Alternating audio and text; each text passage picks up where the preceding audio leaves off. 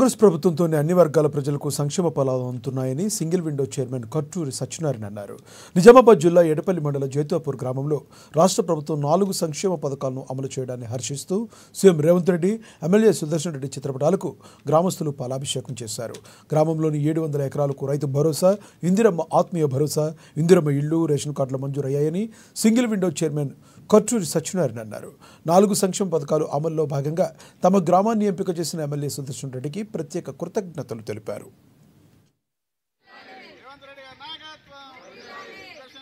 కాంగ్రెస్ ప్రభుత్వం ఎలక్షన్ కన్నా ముందుగా ప్రకటించిన పథకాల్లో భాగంగా జనవరి 26 నాడు గణతంత్ర దినోత్సవం రోజున ముఖ్యమంత్రి గారు 4 పథకాలని ఇనాగ్రేషన్ చేశారు. దాంట్లో భాగంగా మా ఎడపల్లి మండలంలో మా ఎమ్మెల్యే గారు సుదర్శన్ రెడ్డి గారి కోరిక మేరకు ఆయన కృషి వల్ల జైతాపూర్ గ్రామాన్ని మోడల్ గ్రామంగా తీసుకోవడం జరిగింది. ఆ గ్రామం మోడల్ గ్రామంలో భాగంగా జైతాపూర్ గ్రామంలో నిన్న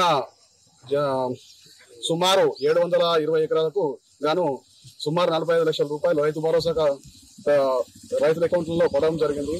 అలాగే ఇందిరమ్మ భరోసా కింద మా ఎన్ఆర్ఎస్ఎస్ కూలీలకు 130 మందికి 12 సంవత్సరానికి 12,000 గాను 6 నెలలకు గాను 6,000 రూపాయలు కూడా అకౌంట్లలో పడడం జరిగింది. అలాగే సుమారు 40 రేషన్ కార్డులు కొత్తగా ఇవ్వడం జరిగింది. ఇంకా ఒక 78 కార్డులు కూడా ప్రాసెస్ లో ఉన్నాయి. దానికి అంటే ఫ్యామిలీలో కొందరు చేర్చడం కానీ, కొందరు ఫ్యామిలీ నుంచి విడిపోయి వేరే కార్డు కోసం కానీ అప్లికేషన్ పెట్టుకోవడం వల్ల ఆ కార్డులు కూడా త్వరలో ఇవ్వడానికి సుముఖంగా ఉన్నారు.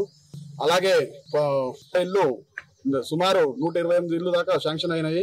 అవే కాకుండా ఇంకా 350 మంది దాకా అప్లికేషన్ పెట్టుకోవడం జరిగింది.